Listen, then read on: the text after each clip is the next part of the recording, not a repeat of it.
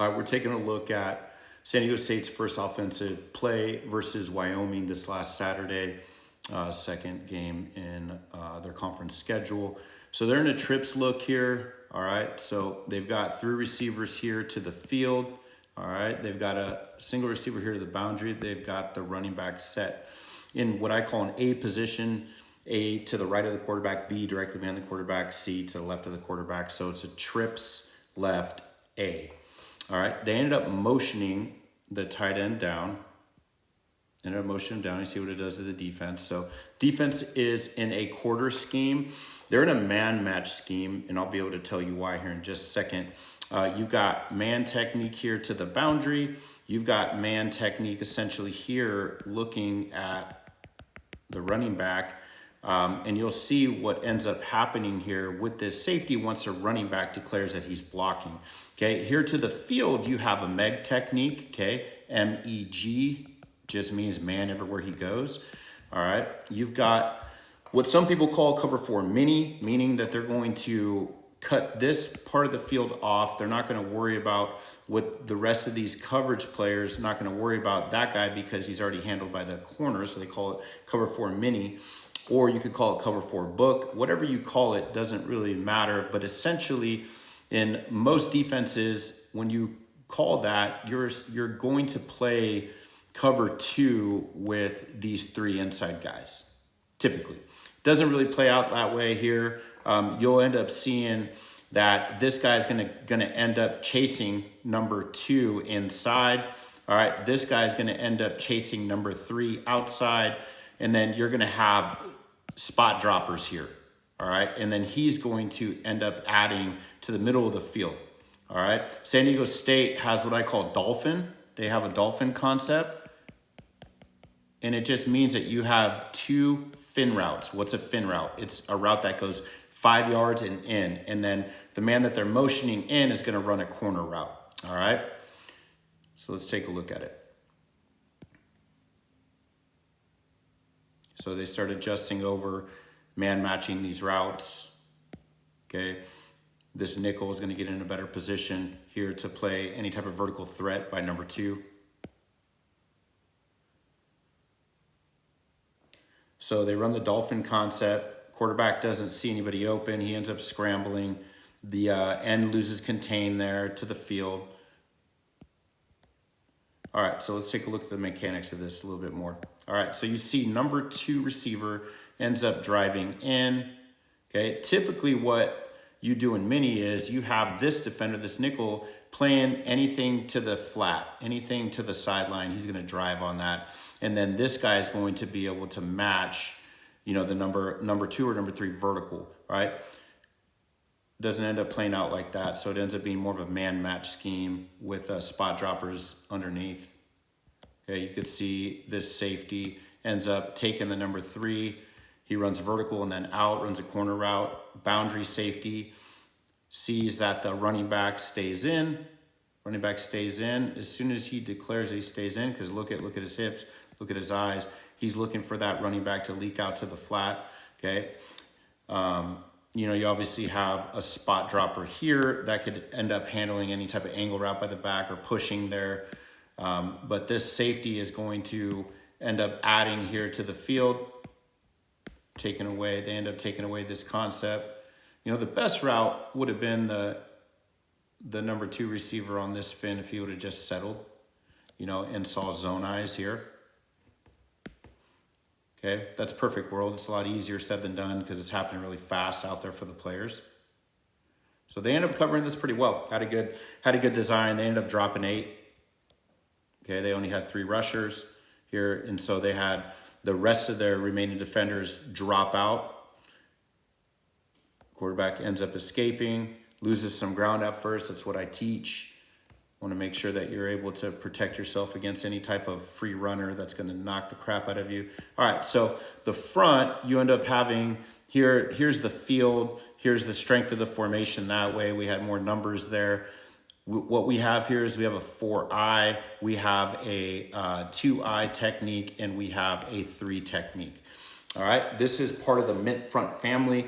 Essentially, this front is designed to make the ball spill, make the ball go sideline to sideline, and you got those run supporters from the outside in to present like a lighter box to the offense, but really you're gonna have that quick help there from the outside in to force the ball and then be able to cap it with safeties, be able to fit the run nicely. This is a really nice scheme. This is what I would run if I was a defensive coordinator.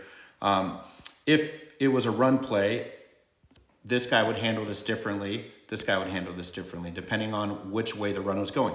That would dictate how they're going to defend and fight off this block. And typically this nose, if it were a run, he would do what's called a lag technique, meaning wherever the ball is going, then he would lag behind so that that linebacker could fit the run there. So going into a little nuance there. But it ends up being a pass, so these defenders are going to contain through the C gap. You could see this guy ends up containing through the C gap as well. They had two blockers here that could combat him, and they out-leveraged him, so the defense ended up losing contain once the quarterback didn't like the look. Quarterback takes a pedal drop, keeps his shoulders parallel to the line of scrimmage. I like this drop. It allows the quarterback to be able to amend his drop quickly if he needs to. And it allows the quarterback to be able to distribute that ball a little bit deeper if he needs to as well. So with this pedal drop, he's able to amend, stop his feet, throw it if he sees a wide open receiver. Say, for instance, the corner ended up retreating and they were disguising the coverage, but every route was contested and was being played tight. So the quarterback, and with his internal clock, says, shoot, I got to get out of there.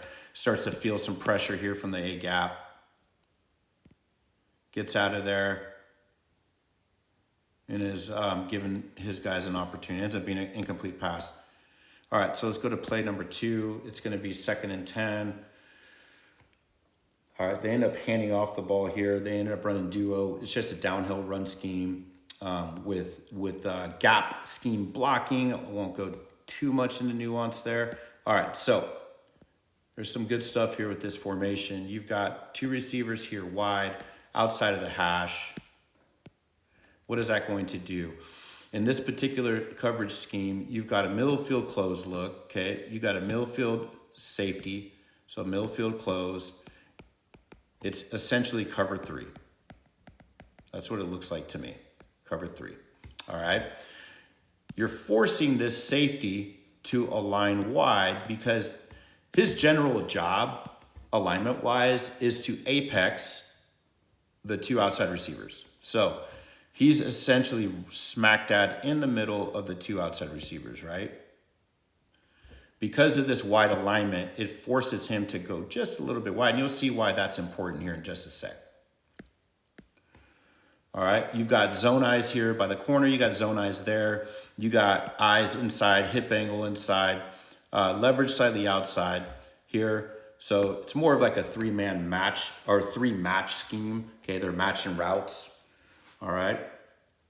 You've got a tight alignment here. You've got a wing set by the tight end. This ends up being 11 personnel with a reduced set on the right-hand side of the offense. And it ends up being a dirty bunch. Okay, what do I mean by a dirty bunch? You end up having 3 potential receivers bunched in close together. It's not a traditional bunch, but the defense ought to treat this like a bunch. Okay, let it play out. So downhill type scheme, and it ends up being an RPO, ends up being an RPO with a glance. Let's take a look at it from the tight here. All right, so the back is going to enter right really on this side of the center. Quarterback is reading numbers. He's reading defenders. So he sees pre-snap. He sees that this safety is starting to come down to be able to support the run. So that tells him that, hey, I've got some open grass here. And again, this set's wide. So what does that do? That pushes the safety over in his apex alignment. It gives the receiver more grass. And then what I really liked here is the reduced alignment here by the receiver forces this corner to be in an outside leverage technique. So perfect for the glance. And then you'll notice the mechanics of this route here. Look at where he ends up at the break point. He's inside of the numbers a good amount. He's about 2-3 yards inside the numbers. And then look at where he's at the break point. He is almost at the top of the number. So he takes a spray release essentially, not as drastic as a spray, but widens that release to be able to get this guy to widen, right? This guy is obviously worried about apex in the formation and being the cap fitter in any type of run. Quarterback reads it out nicely, anchors, ball. Actually like the ball placement because it doesn't just lead the receiver's momentum into that middle field close safety. Really great design here. I really like what they did to the defense. The defense here on second down, here's the cat and mouse. Now they're in a 4-down look, right? So they're probably saying to themselves, hey, San Diego State had an incomplete on first down. We are going to make sure that we have more of like a mint front, okay, or more just like a 4-down front, not necessarily a mint front. What they have here, strength of the formations here to the boundary. What they have here is they have a 2-eye, okay, or you might just call it just a one technique, depending on how you would break that down. You have a outside eye of the tackle, really head up on the tight end. So I would just call this a 6 technique. Just call it head up on the tight end. And then you got a 5 technique here, is a little bit wider. All right, so this guy's not allowing that, not allowing the reach block. So they just end up getting kicked out. You got the center that's ends up lunging a little bit here, but he does a good job, because there's a little bit of a stunt here. All right, backer ends up coming. Center's tries to get under control, get a block there. All right, you got a run fitter here, and that's pretty tough to block this up when you have this tam stunt, this tackle, or going into the B gap really, and then this linebacker's coming. Center ends up having to pick him up, and then this guy's going to shoot the gap. This guy's occupied there, so really you got a free hitter there. Good play design there. You got the extra hat there that we talked about earlier.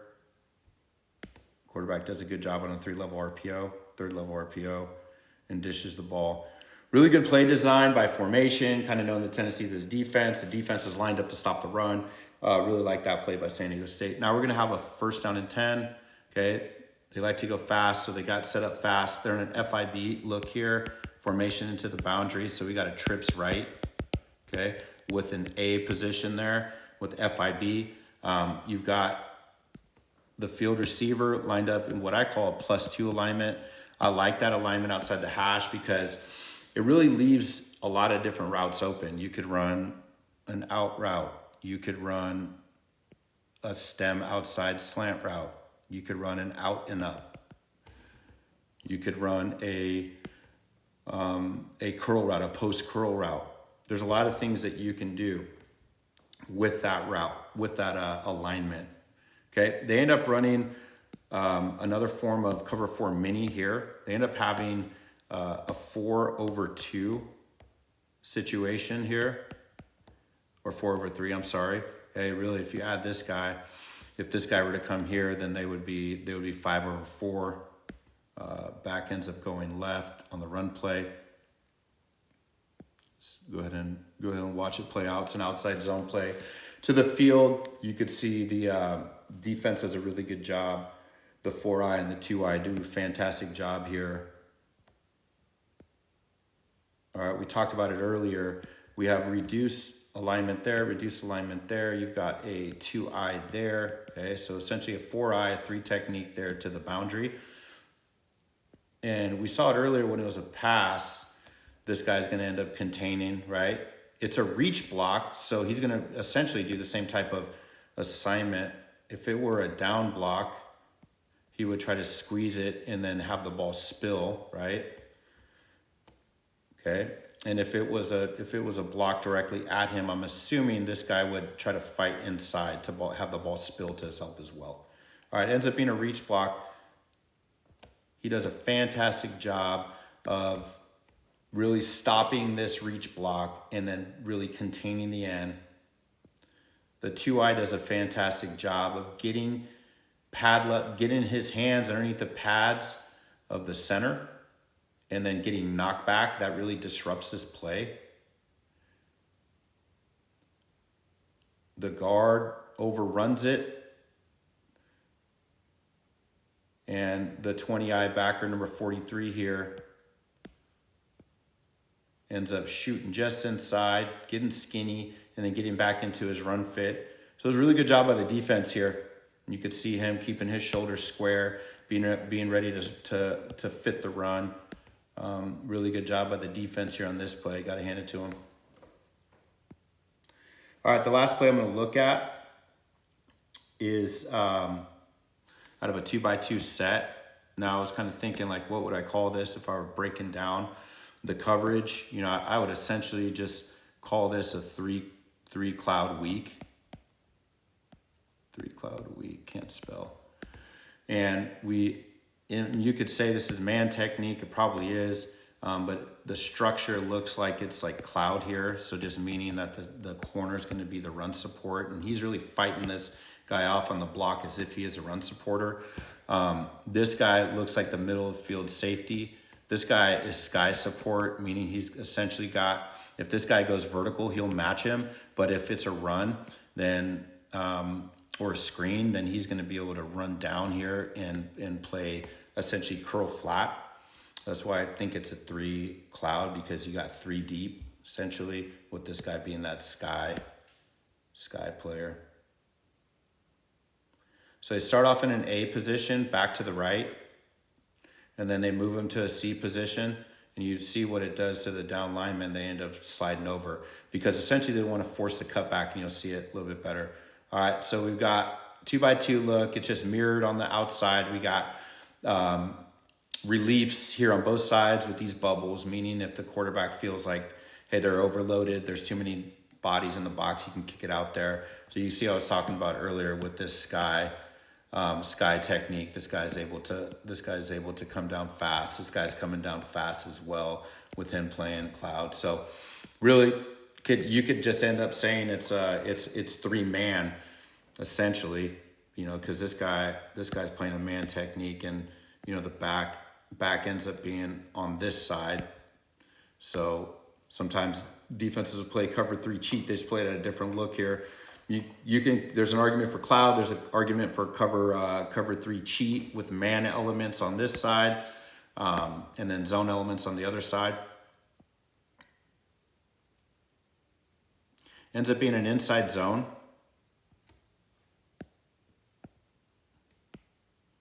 Okay, A alignment there.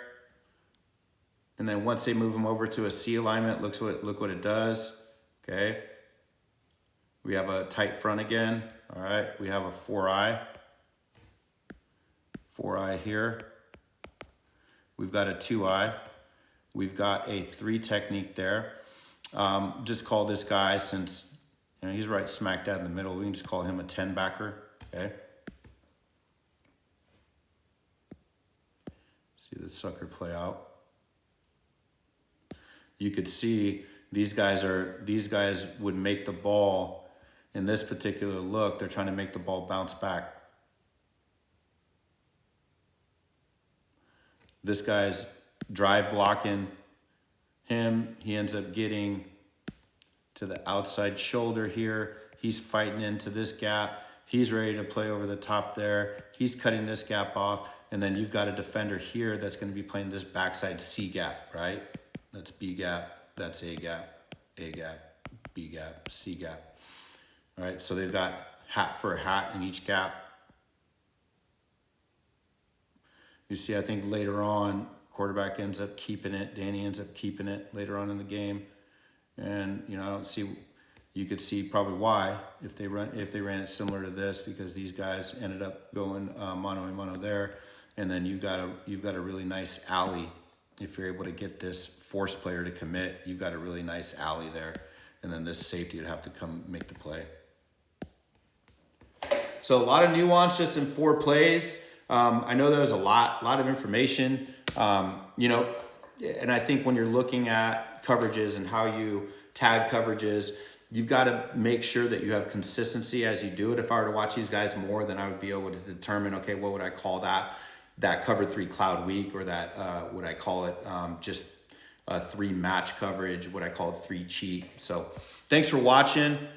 If you want to reach out to me about film study, Doug at BradyPerformance.com. You could follow us on Instagram, Brady Performance Football, at Brady Performance Football, and then on X at Coach Doug Brady or at Brady Perform 1. Thanks for watching.